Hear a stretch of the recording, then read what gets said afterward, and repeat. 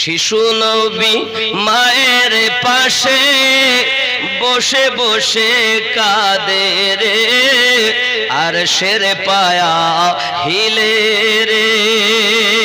দয়ার নবী মায়ের পাশে বসে বসে কাঁদে রে, আর শের পায়া হিলে রে।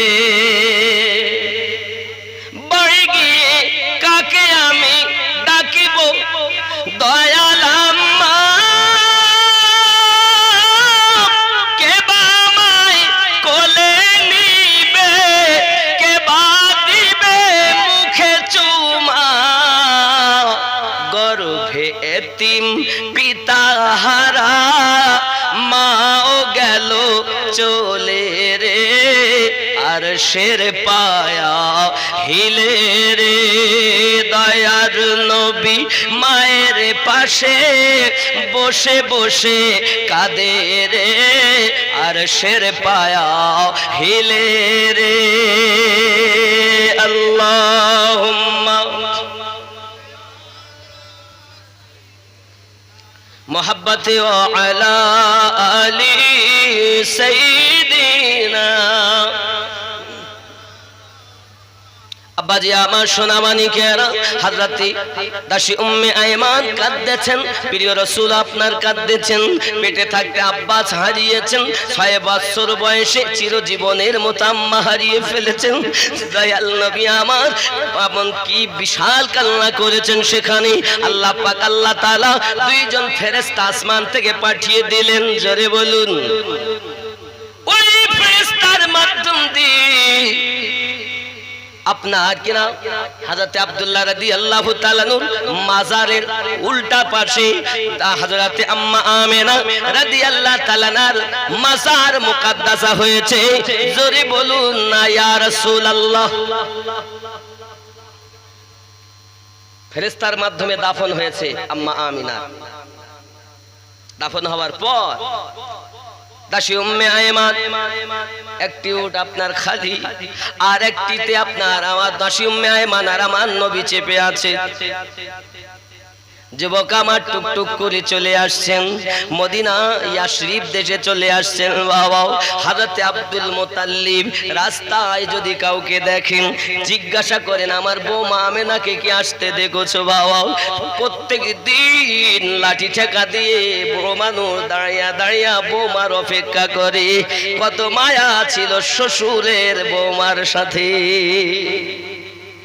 যুবক হযরত আব্দুল মুত্তালিব রাদিয়াল্লাহু তাআলা আনহু এমনি করে কান্না করতে করতে আপনার কিনা তার চোখের হালাত অবস্থা অন্যরকম হয়ে গেছে। বাবা হযরত দাসী উম্মে আয়মান পৌঁছালেন, নবী পাক যখন পৌঁছে গেলেন, পৌঁছে যাওয়ার পরে দাদুর কাছে পৌঁছি আপনার দাদু গায়ে হাত দিচ্ছেন। বাবা তোমার দাদুর সাথে বলবে, কিন্তু খুব ধৈর্য ধরে আস্তে আস্তে বলবে।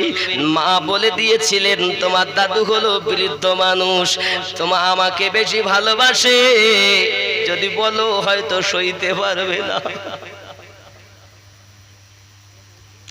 নবী আমার দাদুর কাছে পৌঁছিয়েছেন, আব্বা নাই মা নাই, শিশু মুস্তাফা দাদুর কাছে পৌঁছিয়ে ফপিয়ে ফপিয়ে ডুকরে ডুকরে কাঁদছে।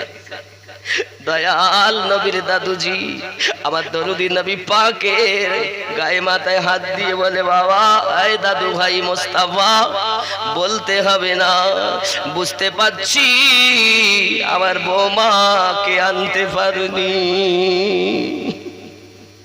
শ্বশুর আব্বা কাঁদেন, যুবক আমার হযরত আব্দুল মুত্তালিব রাদিয়াল্লাহু তাআলা আনহু আমার রাসূল পাক সাল্লাল্লাহু আলাইহি ওয়াসাল্লামের বরকতে আবার চোখের দৃষ্টি ফিরে পেলেন। জোরে বলুন।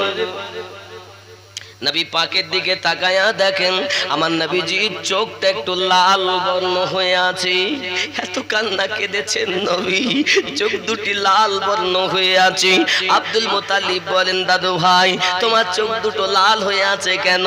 দাদু বলতে পারবো না, আমার আব্বাজি রওজার কাছে ছিলাম, আম্মা জানকে হারিয়ে ফেললাম, আমার চোখ লাল হয়ে গেছে। চলো তোমাকে ডাক্তার কবিরাজ করতে হবে, আমার একটা বন্ধু আছে সে ভালো কবিরাজ। খাজা আব্দুল মুত্তালিব বলছে তা চলো। এখন নবীকে নিয়ে দাদু গেছেন। এখন সেই বন্ধুর দরজায় গিয়ে আওয়াজ দিচ্ছে, তা আওয়াজ দিলে শুনতেই পাচ্ছি না, দরজাই খোলে না। কোথায় গেল? ভিতরেই আছে, কিন্তু এমন ধ্যান দিয়ে মশগুল হয়ে আছে কিতাব পড়তেছে, তার খেয়ালই নাই। তিনবার খাজা আব্দুল মুত্তালিব ডেকেছেন, বাপ আমার দরজাই খোলে না, কি হবে? তখন মহান আল্লাহ পাক, আল্লাহ তাআলার কি কুদরত, যে ঘরে আছে বাবা, ওই ঘর মানে তো পাথরি এলাকা, তাও কিন্তু ওপরটা ইয়ে করা আছে, ছাদ মতো করা। তো বাপ ওই ছাদ যেন ভেঙে ফেলে দেবো, আল্লাহ পাকের ফেরেশতা বলছে যে পড়িয়ে না যায়, কারণ হাবিব দরজাতে, আল্লাহর হাবিব দরজাতে, দাদু দরজাতে, বিয়াদবি না হয়ে যায়। মহান আল্লাহ পাক, আল্লাহ তাআলার কি কুদরত, বাবা আমার ওই ছাদটা, মানুষ যতই ধ্যানে থাক, যদি ছাদ স্প্রিং হয়, লিফট দেখেন উপরে ওঠে আবার নিচে নামে, আল্লাহ পাক প্রথম লিফট করেছিলেন ওই সময় আমার নবীর ওসিলায়। খেয়াল করেন, এখান থেকে বিজ্ঞানীরা লিফট তৈরি করেছে, যেটা এখন বলতে চাচ্ছি। এখন মুস্তাফা এবং দাদু দুইজনাতে দরজাতে, মহান আল্লাহ পাক আল্লাহ তাআলা ওই ছাদটাকে একেবারে ফেলে দিলে তো মরে যাবে, আবার মরেও যদি যায় তো এই আব্দুল মুত্তালিবের বন্ধুর দ্বারাতে আমার নবীরও কিছু পরিচয় হবে। আল্লাহ চান যে নবীর পরিচয় হোক, কারণ নবীর পরিচয় না হলে তো আমি আল্লাহরও পরিচয় মানুষ পাবে না, ঠিক কি না বাবা? এমন সময় আল্লাহ পাক করলেন কি, ওই ছাদটাকে এমন ভাবে মাথায় ঠেকিয়ে দিলেন, আর আবার উপরে যাচ্ছে, আবার নিচে আসছে, আবার উপরে যাচ্ছে, গায়েবী আওয়াজ আসছে। তখন দাদুর বন্ধু তওরাতের হাফেজ এত মশগুল ভাবে পড়ছিল, ও ভয়ে বাইরে এসে গেছে। সুবহানাল্লাহ। এ হলো লিফট, মাথায় লাগা আবার উঠে যাওয়া। কার বরকত? আমাদের নবীর বরকত। জোরে বলে, কথা বুঝতে পারছেন? আব্বাজি আমার সোনা মানিকেরা, এমনি করে আপনার কিনা যখন ছাদ উপজায় নিচে আসে, দেখে কিন্তু বড় আশ্চর্য হয়ে গেল। বাইরে যখন ভয়ে এসে গেছে, বাইরে এসে দেখতেছি দয়াল নবী, যার চেহারা, যার নাক নকশাও তওরাতের ভিতরে পড়তেছে, সেই ব্যক্তি বাইরে দাঁড়িয়ে আছে। জোরে বলে আব্দুল মুত্তালিব বলছে, বন্ধু গো, এত ডাকা ডাকি, তুমি আমার বাল্য বন্ধু, এত ডাকি তুমি শুনতে পাও না? বলে এত মশগুল ভাবে পড়ছিলাম বন্ধু, আমার চোখ, চেহারা, নাক, জুলফে, যাহা কিছু তওরাতে পড়ি, সেই নাক নস্কা আপনার সম্মুখে দাঁড়িয়ে আছে। বলে এটাই তো আমার নাতি মুস্তাফা, যার আকাশে নাম আহমদ, যার জমিনে নাম মুহাম্মদ। জোরে বলুন সুবহানাল্লাহ। বন্ধুরে আমার, আই বন্ধু, আপনার কাছে আমি একটা কারণে এসেছি।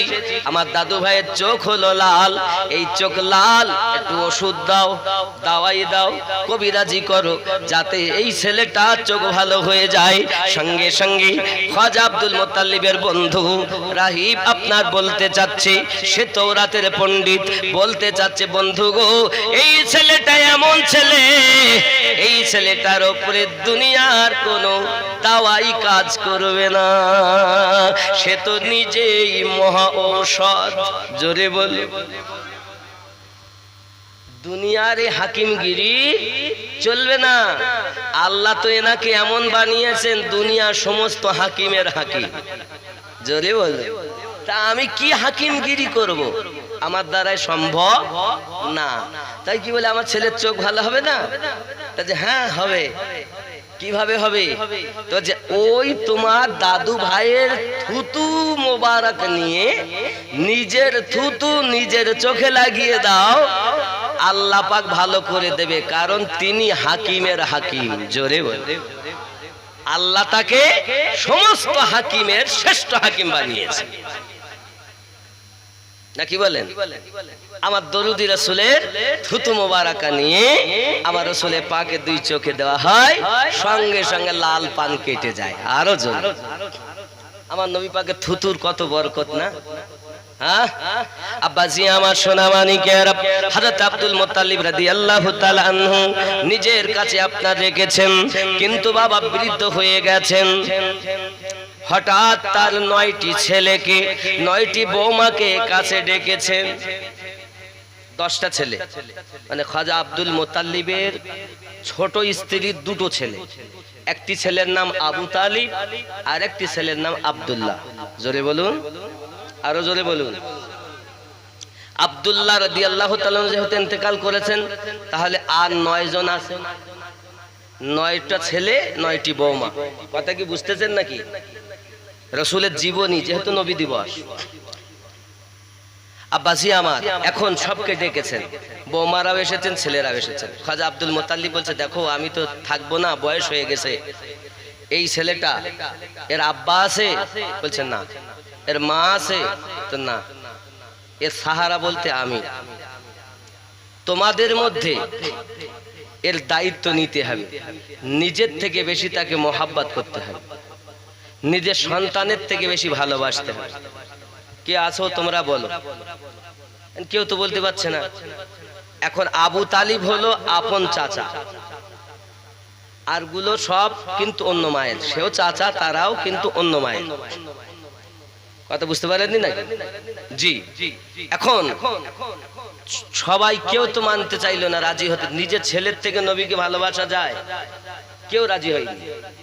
একমাত্র আবু তালিব তিনি রাজি হয়েছিলেন। জোরে বলুন। বৌমাকে ডাক দিলেন। বৌমার নাম কি জানেন? ফাতেমা বিনতে আসাদ। আবু তালিবের স্ত্রীর নাম ফাতেমা বিনতে আসাদ। ও বাবা, আপনি জানেন অনেক শান। ফাতেমা বিনতে আসাদ, তাকে ডেকে আবু তালিব বলছেন, বৌমা আমার দাদু ভাইকে যেন কোনো রকম কষ্ট দিয়ে না, নিজের সন্তানের থেকে ভালোবাসতে পারবে বেশি। ফাতেমা বিনতে আসাদ বলেন, আব্বাজান আপনি দোয়া করেন, আমি ফাতেমা বিনতে আসাদ নিজের সন্তানের থেকে, নিজের জীবনের থেকে মুস্তাফাকে বেশি মোহাব্বত করব। জোরে বলুন সুবহানাল্লাহ। আল্লাহুম্মা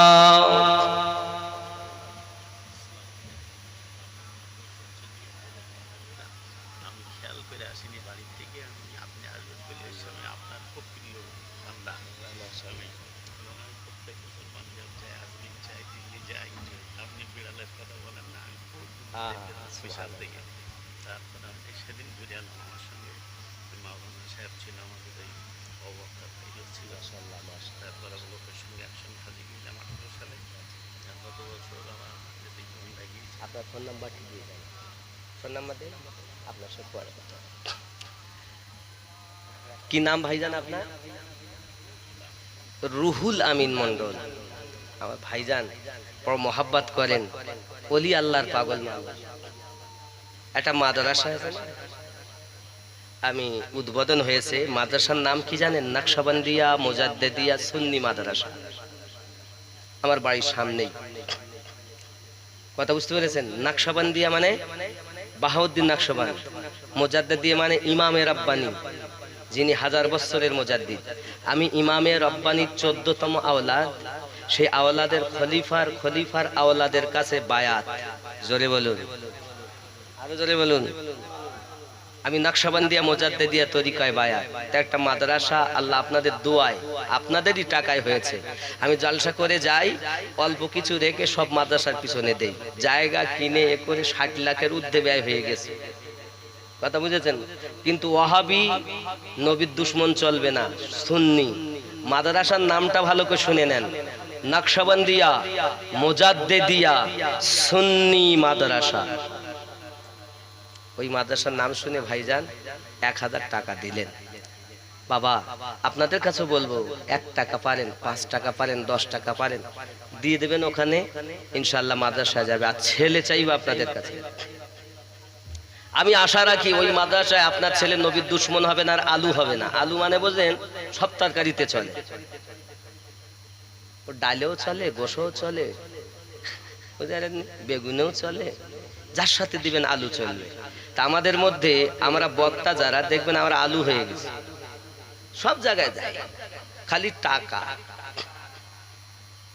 কিন্তু আল্লাহ রহমত, এ পর্যন্ত আমি ওয়াহাবিদের দাওয়াত নেই না।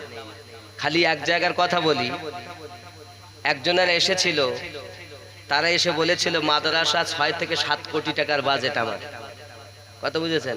কিন্তু বললো আপনার মাদ্রাসা যা ব্যয় হবে আমার যোগাযোগ আছে, বাইরে থেকে টাকার ব্যবস্থা করে দেব, আপনি শুধু কিয়াম করবেন না। কি করলে হবে না? কিয়াম করবেন না। বলছে ভাই আপনারা কি? বলছে আমরা সব সিলসিলার লোক, আগে কিয়াম হতো, এখন আর হয় না। 2 জন মাদ্রাসার শিক্ষক, একজন মুফতি সাহেব এসেছে, আর একজন মানে 2 জন মুফতি, একজন মাওলানা, আর একজন ওখানকার হাজি, 4 জন এসেছে আমার বাড়ি। ওই ছেলেটা সাক্ষী আছে, ওই বসে আছে সাক্ষী। আমি বললাম বাপ, ওরা বসেছিল 2 ঘন্টার মতো, 25,000 টাকা আমার নজরানা দেবে আর মাদ্রাসা করে দেবে। আমি যদি একবার কিয়াম না করতাম তাহলে আমার কি যায় আসে যেত? 25,000 হইতো আর মাদ্রাসাটা হয়ে যেত নাকি বলে? কিন্তু 2 ঘন্টা পরও তাদেরকে বললাম আমি আমার নীতি থেকে দূরে সরতে। যারা সিলসিলার দাবিদার, তারপরও সেখানে আজ কিয়াম নাই, তার জন্য দায়ী কারা? আমরা না? এই আমরা নয়? আমরা যারা বক্তা, আমরা স্বার্থ পেয়ে চলে যাই।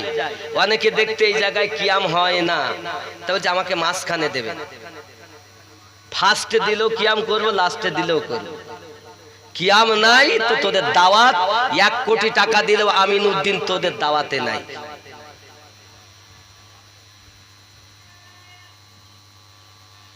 আমরা কিয়াম ফরজ মনে করে করি না, আমরা রাসূলে পাকের মোহাব্বতে মিলাদ ও কিয়াম করি। জোরে বলুন। আমার কথা রাগ করছেন বাবা? যাই হোক, একটু দরুদ শরীফ আল্লাহুম্মা রেখে দাও। وعلى آل سيدنا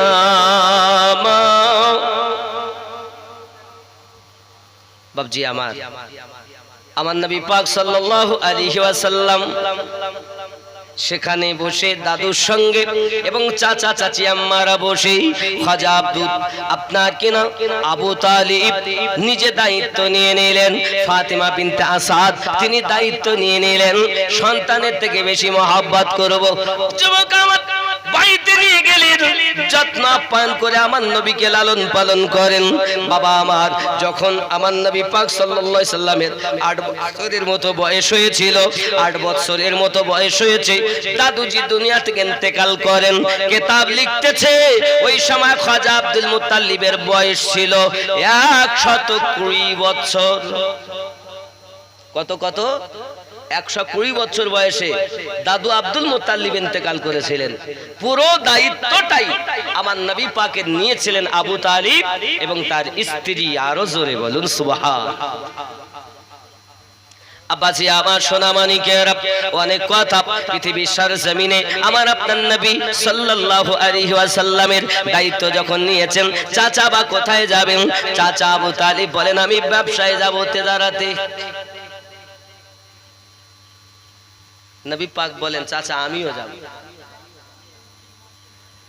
মুস্তাফাকে তো আপনার নিয়ে যেতে চান না, কিন্তু বাবা আমার যাবেন, চাচা ছাড়া তিনি থাকবেন না। যুবক আমার আম্মাজি ফাতেমা বিনতে আসাদ তিনি আসার সময় একটা পাত্রতে আপনার কিনা খাবার দিলেন ভরে, একটা পাত্রে কেটলি মনে করুন, টিফিন বাক্স মনে করুন, একটা পাত্রে খাবার দিলেন। মুস্তাফা রাস্তায় যাবে, ক্ষুধা লাগলে খাবে, আরো কিছু খাবার দিলেন আমার মুস্তাফার যেন কষ্ট না হয়। যুবক আমার চলে যান, যেতে যেতে যুবক আমার কয় অনেকজন সঙ্গে সাথী পেয়ে আমার নবী পাক সাল্লাল্লাহু আলাইহি সাল্লামকে নিয়ে চাচার সঙ্গে তেজারাতে যাচ্ছেন। বাবা তেজারাতে যেতে যেতে আপনার এক জায়গাতে আপনার দেখা যায় অপেক্ষা করেন, ওইখানেতে সবাই এসে অপেক্ষা করে, একদল কাফেলাও ওইখানেতে আপনার অপেক্ষা করে। বাবাজি ওইখানে একজন তাওরাতের পণ্ডিত আছে, তার নাম লিখতেছে, তার কথা বলা হয়। যুবক আমার সে বড় কৃপি, কোন মানুষকে খেতে দেয় না, কোনদিন দেয় না, আর যদিও দেয় তো বিনা স্বার্থে দেয় না, বুঝতে পেরেছেন? তার নাম লিখছে বহিরা, বুঝতে পেরেছেন? এই বহিরা খুব বড় আপনার তাওরাতের পণ্ডিত। সে আপনার করে কি জানেন, দেখতেছে কাফেলা যে এসেছে, ওই কাফেলার মাঝে একটি ছেলে এসেছে যার মাথার উপরে এক টুকরো মেঘ ছায়া করে আছে। দূর থেকে দেখেছে, ফলো করেছে, আর ওইখানেতে উঁচু জায়গায় পাথরের উপরে বসে গেছেন। তো উনি বলছেন এই পাথরে অন্য কেউ বসতে পারে না, একমাত্র নবী ছাড়া। জোরে বলে ওই বুহাইরা তার চাকরকে ডাক দিয়ে বলছে, চাকর এক কাজ করো, ওই যে কাফেলা এসেছে, কাফেলাদেরকে আমার বাড়িতে কালকে দুপুরবেলা জিয়াফত দিয়ে এসো।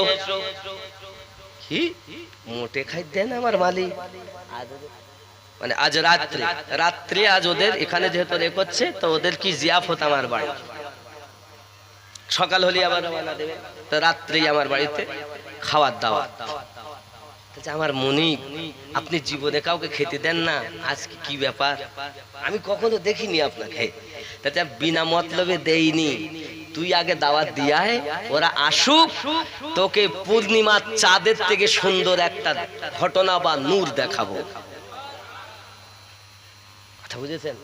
বাবা আমার এখন অপেক্ষায় আছে, খাওয়া দাওয়ার ইন্তজাম সবকিছু তৈরি করে জিয়াফত দিয়ে এসেছেন। জিয়াফত যখন দিয়েছেন, দাওয়াত যখন দিয়েছেন, ওরা আসবে, এমন সময় আবু তালিব বলেন, মুস্তাফা জি চাচাজি, তুমি এখানে বসে সামান পাত্র চকি দাও, আর তোমার আসার সময় তোমার আম্মা যে কেটলিটা দিল ওই পাত্রটা দাও, আমি আসবো খেয়ে আর তোমার জন্য খাবার নিয়ে আসবো। কথা বুঝেছেন? খাজা আবু তালিব করেন কি, এমন সময়তে আপনার কিনা সকল যারা যাত্রী সঙ্গে ছিল সকলকে নিয়ে যখন ওই আপনার বহাইরার বাড়িতে আপনার গিয়েছে, বহাইরা তার চাকর অপেক্ষা করে যখনই হয়তো আমি দেখতে পাবো নুরানি চেহারা, কিন্তু সবাই এসেছে, আমার নবী তো আসেননি। এমন সময়তে বহাইরাকে বলছে তার চাকর, ওই মুনিব কোথায় দেখলাম না, বলে যার জন্য যা করলাম তাকেই তো পেলাম না। কি হলো, যা ওরা কি করবো, খেতে দিব, তাতে এসে যখন গেছে মেহমান, খাবারও যখন তৈরিতে খেতে দাও, ওদেরকে খেতে দেয়। তার মধ্যে একজন বলছে খাওয়া দাওয়া হয়ে গেছে, বলছে আল্লাহ তুমি খাওয়াইছো, আমরা খেয়েছি, আমার রুজি ছিল আমি খেয়েছি। তখন বহাইরা বলছে খাওয়ালাম আমি, আর আমার নাম না বলে তুই বলছিস নসিবে ছিল খেলাম, এই গিয়ে তো একদম পকপক হয়ে গেছে। বন্ধু আমার বহাইরা রাগ করে আছে, যুবক আমার এমনি অবস্থার মাঝে আপনার কিনা তাকে যখন বকাঝকা করে, আবু তালিব বলেন বকবেন না, সে বোঝে না, জানে না, তাই বলেছে। সত্যই কোনো চিন্তা নাই, চিন্তা আপনি করবেন না। আবার এমনি সমাজে যখন এই কথাগুলো বলা হয়, তখন বলছে আবু তালিবকে, ওই ভাইয়েরা শোনো, তোমরা নিশ্চিত সবাই আমার দরবারে আসনি, কেউ না কেউ আসে। না সব এসেছি, না আসনি একজন, কেউ না কেউ বাকি আছে। কারণ আমি দেখেছি তোমাদের মাঝে কেউ একজন ছিল যার মাথার উপরে আকাশের মেঘ ছায়া করেছিল। আমি জানি এই আকাশের মেঘ তার উপরে ছায়া করে যে আখিরি জামানার নবী হবে। আমি তাকে বসতে দেখেছি যে পাথরের উপরে, ওই পাথরে নবী ছাড়া কেউ বসতে পারবে না। আমার মনে হয় তোমরা এসো তো সবাই, কিন্তু সেই মানুষটাকে আনোনি। বলে কিভাবে জানলেন আপনি? বলে আমি এইভাবে জানি, তাওরাতের ভিতরে লেখা আছে যে আল্লাহর নবী হবে, আকাশের মেঘ তার উপরে ছায়া করে রাখবে, তার নাক নকশা লেখা আছে, তার চেহারা লেখা আছে। পারো যদি তাকে আমার কাছে বাড়িতে নিয়ে এসো, না আনলে কিন্তু তোমাদের যাওয়া হবে না। আবু তালিব বলেন আর তো উপায় নাই, নিয়ে আসতে হয়। বলে তাহলে আমার সামানগুলো চকি দিবে কে? বুহাইরা বলছে আবু তালিব, সামানগুলো যদি লুট হয়ে যায় তার দায়ী আমি। বুহাইরা, সমস্ত জিনিস যদি লুট হয়ে যায়, সমস্ত জিনিসের দাম আমি দিব। চিন্তা তো নাই, আর চিন্তা আছে? তখন গেলেন আবু তালিব, গিয়ে আমার নবীকে নিয়ে আসছেন। আর ওই বুহাইরা কিতাব তাওরাত খুলে আমার নবীর সম্মুখে এমনি করে হাত ঘোরাচ্ছেন। জোরে কোন সুবহানাল্লাহ। আমার দয়াল নবীকে আবু তালিবের সঙ্গে কথা বলছে বুহাইরা, ও আবু তালিব, এই মোস্তাফাকে আমি একটু ভিতরে নিয়ে যাব। ঠিক আছে নিয়ে যাও। ভিতরে যখন নিয়ে গেলেন, ভিতরে একটা উঁচু জায়গাতে আমার নবীকে আপনার বসিয়ে দিলেন। দেওয়ার পরে হাত দুটি জড়ো করে বলছেন, মুস্তাফা আখিরি জামানার নবী, আপনার যখন আপনি নবুয়াত এলান করবেন, যখন আপনি কলেমা প্রচার করবেন, আমাকে ওই কলেমার সঙ্গে শামিল করে নেবেন। ওগো নবীজি, আমি তাওরাত পড়ে থেকে আপনাকে আমি নবী হিসাবে মানি, আল্লাহকে এক বলে আমি মানি, তবে আপনাকে আমি রাসূল হিসাবে মেনে নেই। হুজুর বলেন আমাকে নেবেন কিনা? আর যদি তা না হয়, দুনিয়ায় যদি আমি আপনার নবুয়াতের বয়স না পাই, দুনিয়া থেকে যদি মারা যাই, তাহলে হাসরের মাঠে আমাকে না নিয়ে আপনি যেন জান্নাতে যাবেন না। ওগো দরুদি, বলেন আপনি আমার কথা রাখবেন কিনা? বলেন নিজ মুখে আপনি আমাকে আপনার করে নিলেন কিনা?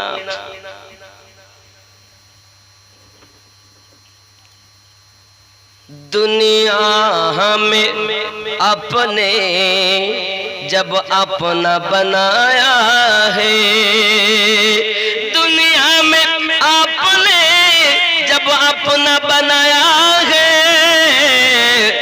महशर में भी कह देना ये है मेरा दीवाना। जोरे बोलो, ए आका, দুনিয়ায় যখন আপনি আমাকে নিজের করে নিয়েছেন, তা হাসরের মাঠেও আপনি একবার বলবেন এ বুহাইরা আমার দিওয়ানা। জোরে বলুন। আব্বাজি আমার সোনা মানিকেরা, এমনি করে যখন বুহাইরা আমার দরুদ নবী সাল্লাল্লাহু আলাইহি ওয়াসাল্লামের খুব মোহাব্বত প্রচার করলেন, প্রকাশ করলেন, আব্বা আমার সোনা মানিক নবী দোদাহ সাল্লাল্লাহু আলাইহি ওয়াসাল্লাম আবু তালিব রাদিয়াল্লাহু তাআলা আনহুর সঙ্গে, আব্বা আমার চাচাজির সঙ্গে তেদারাতে যান। ওই তেদারাতে আপনার বহু লাভবান হয়। আব্বা আমার অনেক কথা আমার রাসূল করিম সাল্লাল্লাহু আলাইহি ওয়াসাল্লামের এই তেদারাতে যাওয়ায় বহু লাভবান হয়ে তিনি এসেছিলেন। আরো জোরে বলুন ইয়া রাসূলুল্লাহ, আল্লাহুম্মা সাইয়্যিদিনা মাওলানা মুহাম্মদ ওয়া আলা আলিহি।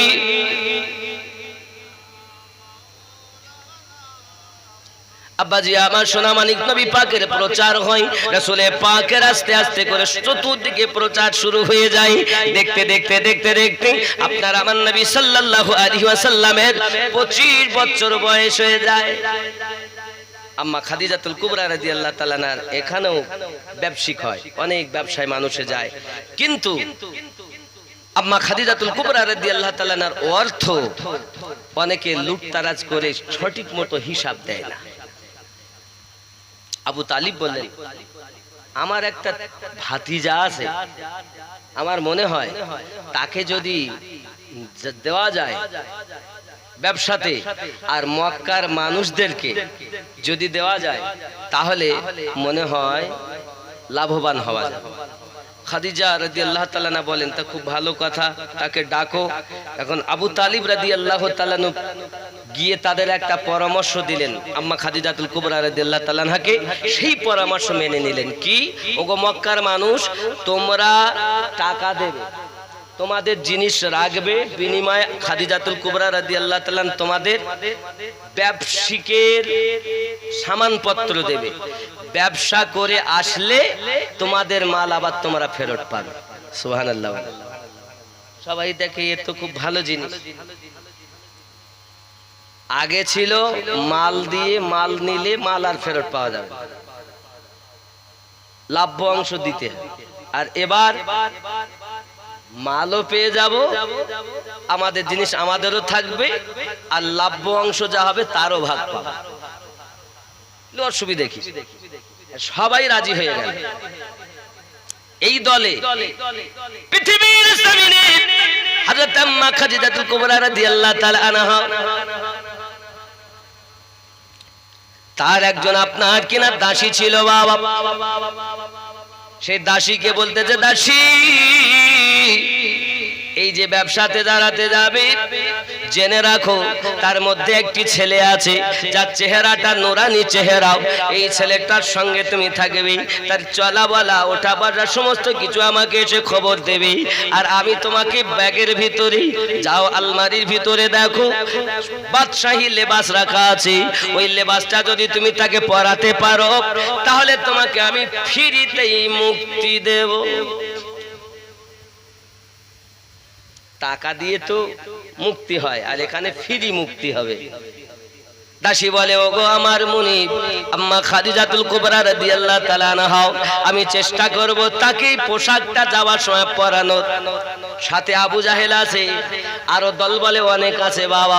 সোনামানিকেরা আমার, এখন দেখা গেল সবাই যখন এক জায়গায় হয়ে আপনার এক জায়গাতে বসেছে, সবাইকে কিন্তু ফকিরি পোশাক পরতে হবে। কি পোশাক? ফকিরি। যেন আমি খাদিজাতুল কুবরার দাস সত্য করতে যাচ্ছি, এজন্য ফকিরি পোশাক পরতে হবে সবাইকে। আবু জাহেলকেও ফকিরি পোশাক। এখন সবাই তো বাবা রেডি সামানপত্র নিয়ে, আর ওই দাসী বাদশাহী লেবাস প্যাকেট থেকে বার করে আমার নবীকে দিচ্ছে। নবীকে যখন দিচ্ছেন, আব্বাজি নবী পাক সাল্লাল্লাহু আলাইহি সাল্লামকে বলছেন, আপনি এটা পরিধান করুন। না, আমি পরিধান করব না। মিল্লাত ইসলামিয়া আমার কথা যখন বলা হলো, সঙ্গে সঙ্গে আপনার কিনা ওই দাসীটা বলতে চাইছে, ওগো দয়াল নবী, আপনার কাছে আমার আবদার, ফ্রিতে যদি কারো উপকার হয় আপনি কি চান না আমার উপকার করতে? বলো তোমার কি উপকার হবে? বলে, আমার মুনিব বলেছি, আমার খাদিজাতুল কুবরা রাদিয়াল্লাহু তাআলা আনহা বলেছে, আমাকে আমি যদি আপনাকে এই পোশাকটা বাদশাহী পোশাক পরাতে পারি তাহলে আমি ফ্রিতে আজাদ হব। তাই যদি হয় তাহলে আমি নবী চাই না কাউকে কয়েদি রাখতে, দাও পোশাকটা দাও। আমার নবী পরলেন বাদশাহী লেবাস। বাদশাহী লেবাস যখন পড়েছে, বুঝতে পেরেছেন, আবু জাহেল বলছে আমরা সব ফকিরি পোশাক পরে যাব আর মোস্তাফা এই পোশাক পরে যাবে, এ ঠিক হবে না। তখন দাসী বলতে, শোনো, চুপচাপ ব্যবসায় যাও তো যাও, নইলে সব মাল ছিনিয়ে নেব। আমি নিজ ইচ্ছায় পোশাক পরাচ্ছি না, খাদিজাতুল কুবরা রাদিয়াল্লাহু তাআলার কথাতে বাদশাহী পোশাক পরাচ্ছি, জোরে বলো। আব্বাজি আমার সোনামানিকেরা, এমনি করে আপনার আবু জাহেল করলো কি, তার দল বলের লোক একদিকে করে নিল, কিছু লোক তার দলে চলে গেল, আর আমার নবী পাকের সঙ্গে এক দল চলে যায়। আব্বা আমার যেতে যেতে যেতে যেতে আবু জাহেল আগে আগে তার দল সাইড করে নিয়ে কেটে চলে যায়। আব্বা আমার এক জায়গাতে সন্ধ্যার আগে আমার নবী পাক কাফেলাকে এক জায়গায় করে আরাম করতে গেলেন। সকালবেলা আবার যাবে। যুবক আমার, এই মুলকে শামতে দাঁড়াতে যাবে। ও যুবক আমার, ওইখানে গিয়ে যখন রাতের বেলাতে আশ্রয় নিলেন, এমন সময় গভীর রাত হয়ে গেছে। এই গভীর রাত হয়ে যাবার পরে হঠাৎ একটা আওয়াজ আসতেছে, বাঁচাও বাঁচাও বাঁচাও বাঁচাও। আমার নবী পাক সাল্লাল্লাহু আলাইহি সাল্লাম যারা কাফেলার সঙ্গে ছিলেন তাদের মধ্য থেকে বলছে, হুজুর দেখেন আওয়াজ আসছে এই দিক থেকে, বাঁচাও বাঁচাও। তাই খেজুরের ডাল আনো দিন। আমার নবী পাক সাল্লাল্লাহু আলাইহি সাল্লামের কাছে একটা খেজুরের ডাল এনে দেওয়া হলো। আমার নবীজি ওই খেজুরের ডালটাকে আপনার কিনা নিয়ে নিজের থুতু মোবারক লাগিয়ে দিলেন। খেজুরের ডালে নিজের থুতু মোবারক লাগানোর পরে নবী আমার ওই খেজুরের ডালটা ছুঁড়ে দিয়েছে, জোরে বলো। কিছুক্ষণের মধ্যে বাঁচাও বাঁচাও আওয়াজ বন্ধ হয়ে গেল। এখনো বলো নবুয়ত এলান হয়নি। নবীর তো জন্মও দিতে পারলাম না, খালি টেনে নিয়ে যাচ্ছে। কথাটা বুঝতে পারছেন ঘটনা? মিল্লাত ইসলামিয়া রাসূল করিম সাল্লাল্লাহু আলাইহি ওয়াসাল্লাম ওই খেজুরের ডালে নিজের থুতু মোবারক লাগিয়ে যখন ছুঁড়ে দিয়েছেন, আওয়াজ বাঁচাও বাঁচাও বন্ধ হয়ে গেল। এই আওয়াজটা বন্ধ হয়ে যাওয়ার পরে বাবা মা সকাল হয়ে গেছে, দেখে পিছন দিক থেকে আওয়াজ আসতেছে, দয়াল নবীজি আমাদেরকে সাথে করে নেন, না নিয়ে যেন যাবেন না। রাসূল আমার দাঁড়িয়ে গেলেন, কেন তোমরা এখানে আসতেছো, কেন তোমরা আমার কাছে আসতেছো? দেখে আমার দ্বারা রাসূলের পাশে যারা আপনার উপস্থিত হয়েছে, কারো আপনার হাত ফাটা, হাত কাটাও, কারোর মুখ কাটাও, বাবা কারো ট্যাং কাটাও, কাটা কাটা বহু জায়গা আপনার দেখা যাচ্ছে। বাবা সোনামানিক আমার, এই কাটা দেখে, এই পরিস্থিতি দেখে নবী আমার জিজ্ঞাসা করছে, তোমাদের হালাত এমন কেন বলো?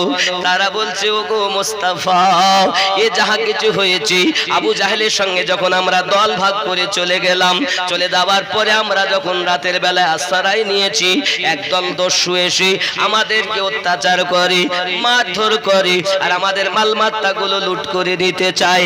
আমাদেরকে মারতে লেগেছে, আমাদের হাত কেটে দিয়েছে, আমাদের পা ফাটিয়ে দিয়েছে, এমনি করে মাথা কেটে দিয়েছে, এই রূপভাবে আঘাত করেছে, নাকে মুখে পায়ে হাতে আঘাতের পর আঘাত হয়ে আছে। এমনি করে আমরা বাঁচাও বাঁচাও আওয়াজ করেছি। ওই আওয়াজ করার পরে দেখা গেল একটা খেজুরের ডাল, তার মুখের কাছে নূরের আলো ঝিলমিল করতেছে। এই নূরের আলো ছটা যখন আসতেছে, ওই নূরের ছটার কাছে উপরে লেখা উঠতেছে, মুহাম্মদ ইবনে আব্দুল্লাহ। জোরে সোনামানিকেরাও, এখনো নবুয়ত এলান হয়নি। আমার আপনার নবীর থুতু মোবারক আর পাওয়ার কত দেখো। ও যুবকেরাও, তোমরা বলতেছো আমরা নবী মানবো, 40 বছরের পর থেকে আমরা মানবো, 25 বছরের জীবন তোমরা মানতে চাও, আমার নবীজি 63 বছর জীবনটা তোমরা মানতে চাও না। যুবক আমার রাসূল পাকের নবুয়ত এলানের পরে জীবনটা মানতে চাই, কিন্তু আর গুলো তারা মানতে চায় না। যুবকরা আমার, এমনি করে যখন ওই কাফেলাগুলো আমার নবী পাককে বলেন, হুজুর দুনিয়ায় আমাদেরকে ছেড়ে যাবেন না, আমাদেরকে দূরে সরাবেন না, দয়া করে মেহেরবানি করি আমাদেরকে একটু আশ্রয় দেন, আমাদেরকে কাফেলার সঙ্গে করে নেন, আমরা আবু জাহেলের সঙ্গে যাব না। আল্লাহুম্মা সাল্লি আলা মাওলানা মুহাম্মদ ওয়া আলা আলি সাইয়্যিদিনা মুহাম্মদ। কোথায় আছেন গো দয়াল নবী আমাদেরকে ছাড়িয়া, আপনি বিনে জগতে বাঁচিয়া আল্লাহুম্মা সাল্লি আলা মাওলানা মুহাম্মদ ওয়া আলা আলি সাইয়্যিদিনা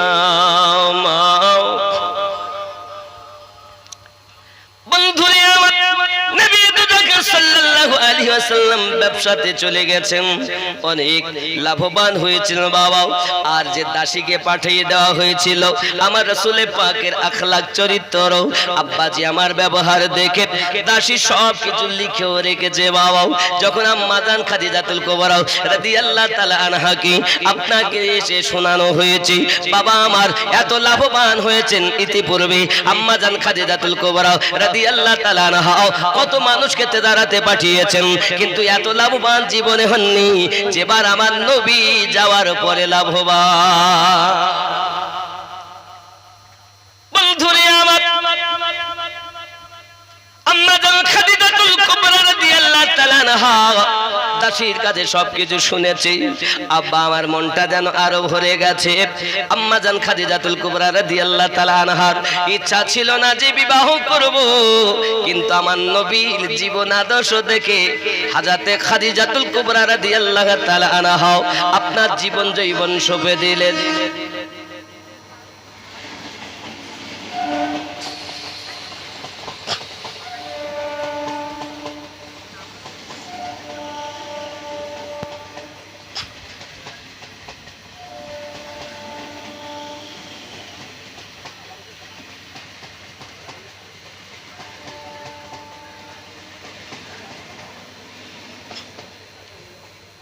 আম্মা জান নিজে বলতে যাচ্ছেন, দয়াল নবী মায়ার নবী গো, আপনি আমার জীবনের জীবন। জোরে বলুন, মায়ার নবী দয়ার নবী গো, আপনি আমার জীবনের জীবন।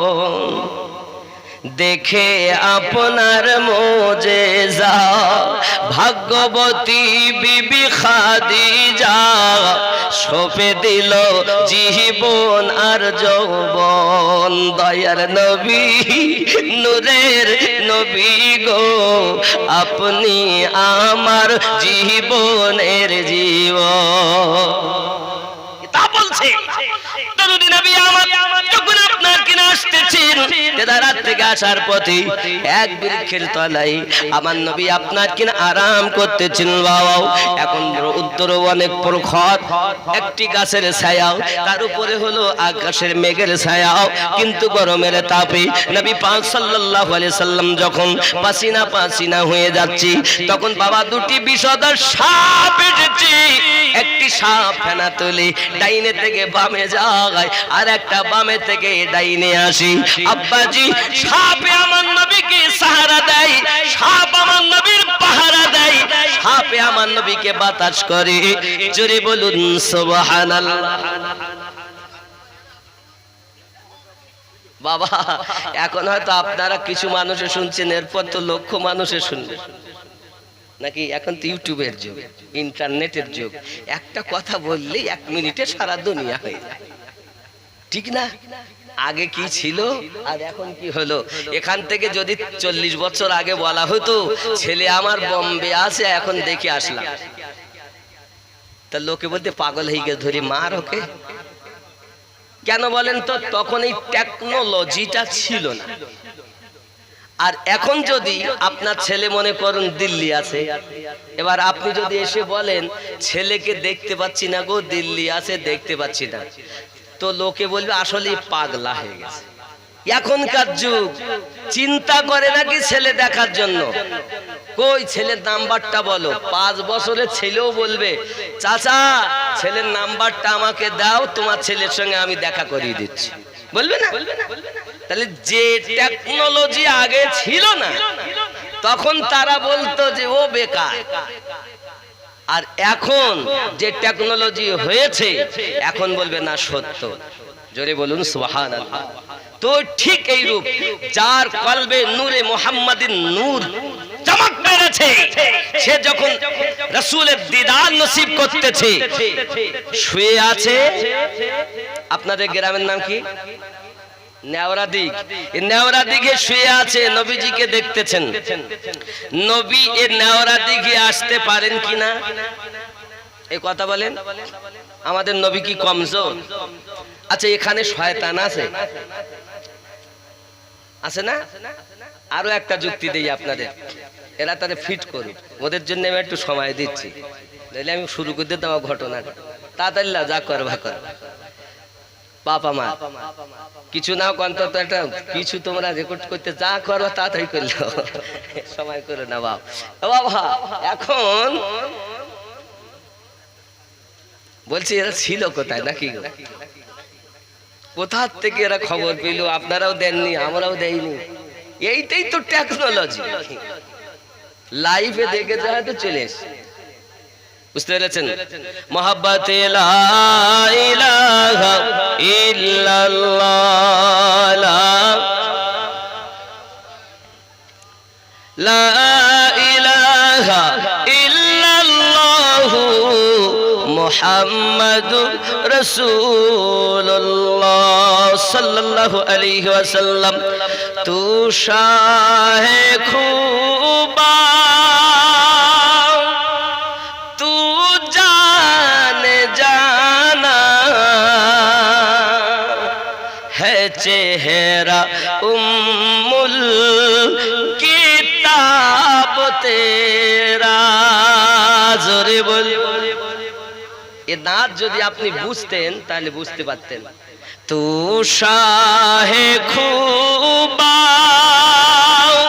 তু জানে জানা, তু শাহে খুবা তু জানে জানা है चेहरा उम्मुल किताब तेरा।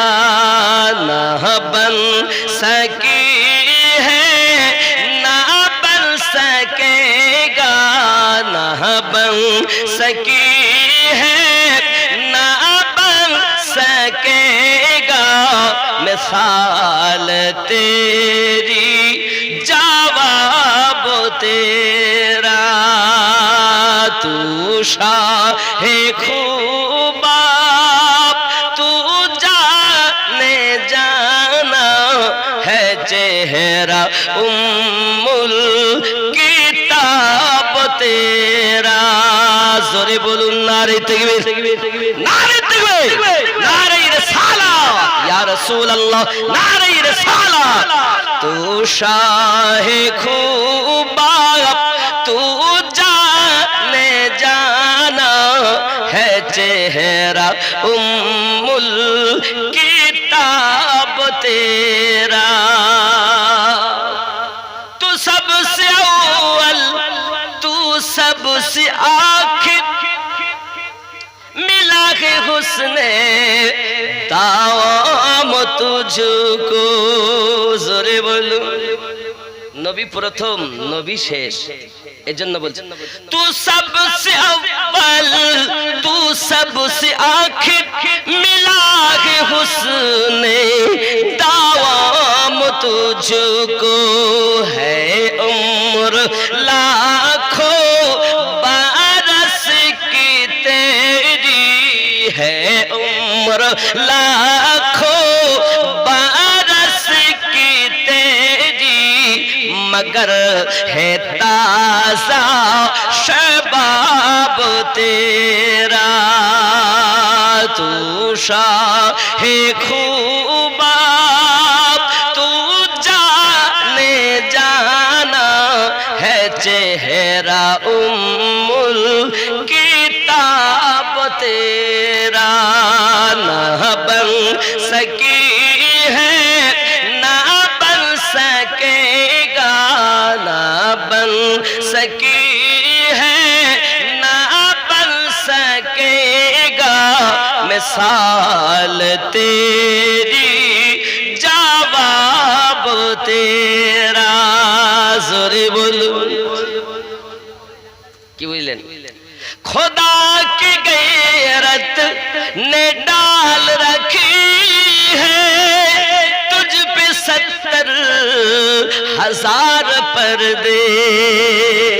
खुदा की गैरत ने डाल रखी है तुझ पे 70,000 पर्दे।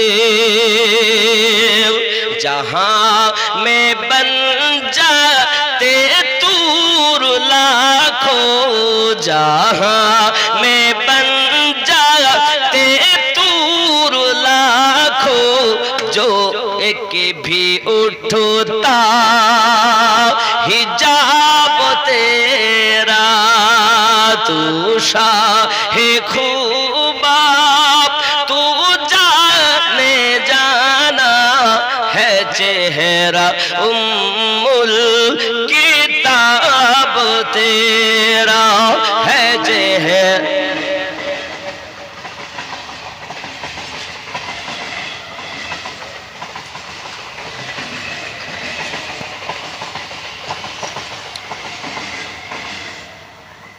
नारे तकबीर।